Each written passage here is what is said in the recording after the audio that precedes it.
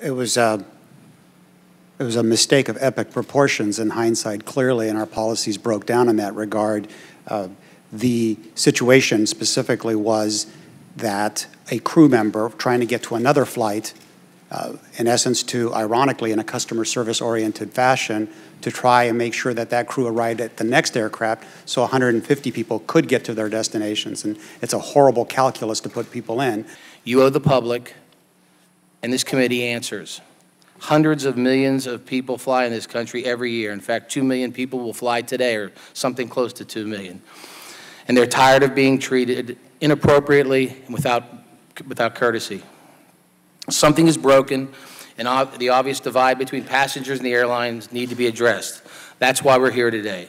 You made your problem the customer's problem, and in this particular case. And so I think hearing from you all how you're not making problems you have about getting your staff somewhere and making it a customer's, putting the solution on the customer to solve your problem about getting staff somewhere is important. And that goes to, I think, to everybody. I couldn't agree with you more, absolutely, which is why our crew members, unless they check in 60 minutes before check-in, they will not be allowed to do what happened, what actually triggered this whole event. So absolutely agree with you.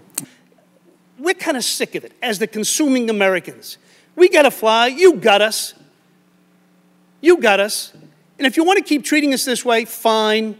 I guess we can only do so much. But there will come a day when Congress won't accept it anymore on behalf of the American people. And that shouldn't happen. Mr. Munoz, you had a particular problem last week. I accept your apology.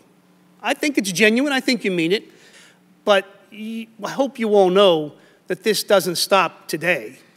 The abusive treatment of Dr. David Dao on board United Express last month shocked us all and exemplified that consumers are at the mercy of powerful airlines in an ever more concentrated industry.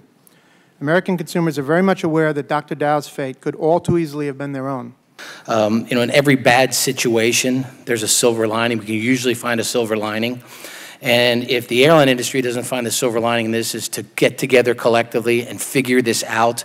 Because if you don't, just like Mr. Gibbs said, like Mr. Capuano said, we're going to act. And if we act, it's going to be one size fits all. And it might be okay for United and American, but it's not going to be good for Alaska or JetBlue or whoever the case is. So seize this opportunity, because if you don't, we're going to come, and you're not going to like it.